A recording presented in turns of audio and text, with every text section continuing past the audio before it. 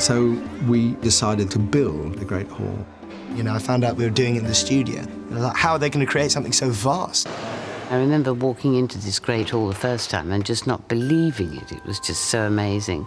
It's a magic place to be. The Harry Potter franchise is one that I adore. Along with the Lord of the Rings trilogy, it helped bring the genre of fantasy films out of the obscure and cult classic status that they had previously held and into the mainstream. The films give fresh life to classic mythological tales and craft worlds that felt both familiar and lived in and magical and otherworldly. Each film in the Wizarding world offers something unique, and everyone has a favorite, and today I'll be ranking all 11 films from worst to best from my viewpoint as a professional cinematographer. My listing will be based on several factors, including how well the story is told visually, how unique its visual style is, and the overall framing and lighting composition.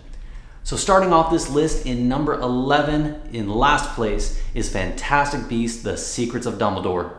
When composing a shot, it takes a lot of talent to turn ordinary, everyday objects into visual masterpieces.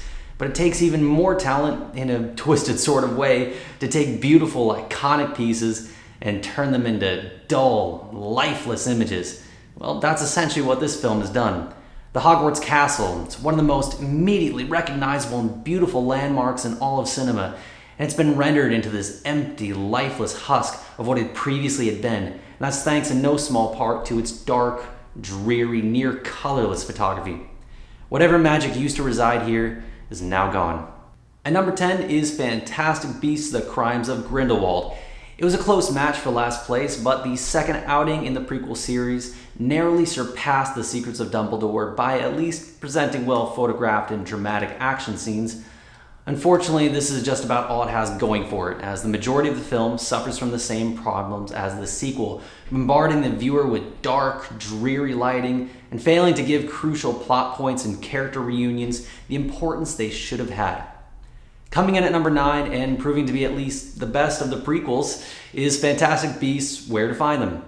The first outing in the pre-Harry Potter era was at least competently shot, and it retained a bit of the series' on-screen magic, keeping warm, bright visual aesthetics. It was smart enough to let dramatic moments breathe, with Queenie's goodbye to Jacob proving to be one of the more touching scenes in the entire series.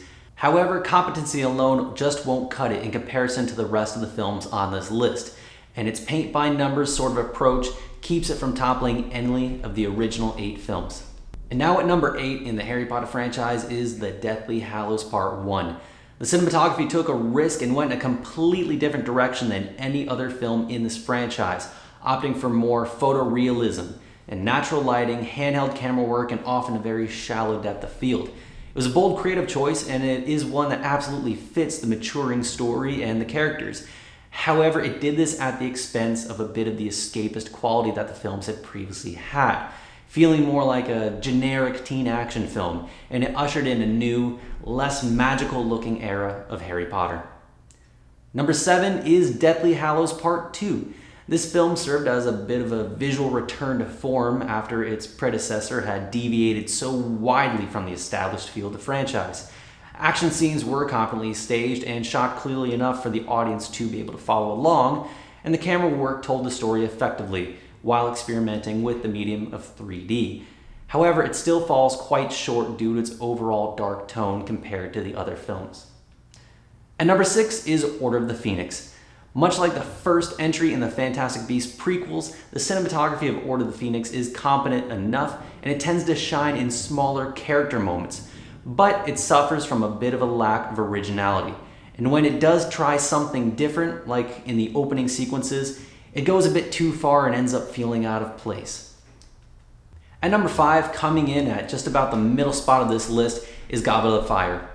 The fourth entry in the Potter franchise keeps its audience engaged by having very distinct aesthetics depending on the given location, while keeping a consistent visual tone throughout the entire film. It doesn't exactly break new ground in its visual approach, but it does at least allow the audience to follow along with the many different locations by keeping these environments separate through their use of color. Number 4 on my list is Prisoner of Azkaban. After the first two charming films, Prisoner of Azkaban brought a much darker and more frightening tale, opting for this looming sense of dread of an escaped convict over the all-powerful Voldemort. Director Alfonso Cuarón created a sense of both closeness to the lead character of Harry and fear over what might be coming for him by filming the movie mostly with wider lenses. This forces the proximity of the camera to be closer to the actors depending on the shot, while allowing for the surroundings to be seen much more in frame. Let's take, for example, the conversation between Arthur and Harry in the pub. Filming this scene in wider angles allows the audience not only to feel close to the characters, but also it allows the wanted posters to be seen in the frame as well, subtly letting them know that despite the setting and no matter where they go, the threat of the Prisoner of Azkaban is still looming. Coming in at third place is Half-Blood Prince. Cinematographer Bruno Del Bonel captured a very muted, earth-toned version of the Potter world, utilizing mostly soft boxes, diffused and reflected soft lighting, giving the film a very dreamlike quality. It's absolutely gorgeous to watch, and it earns its well-deserved third place. In second place, it's the one that started it all, the Sorcerer's Stone. Chris Columbus's original Potter film set the tone for everything else that would come after it, capturing the perfect balance of dark, moody undertones with a warm visual aesthetic. Harry's wand-choosing scene perfectly captures that spirit of the books, and it did so with incredible technique. This shot has been replicated numerously and is still incredible to see even to this day. Finally, the best Harry Potter film is, of course, The Chamber of Secrets.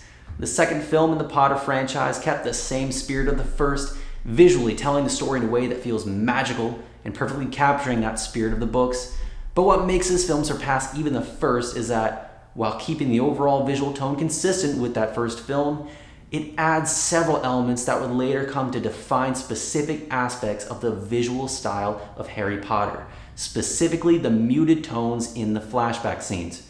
Where the Sorcerer's Stone photographed flashbacks with a very slow, choppy look, Chamber of Secrets instead utilized soft lighting and muted palettes to create this dreamlike look, and one that would be emulated throughout the series, specifically in Half-Blood Prince, especially in those flashback scenes as well.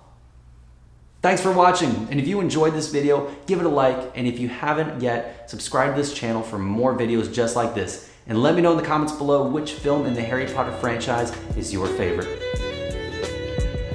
Frankly, my dear, I don't give a damn.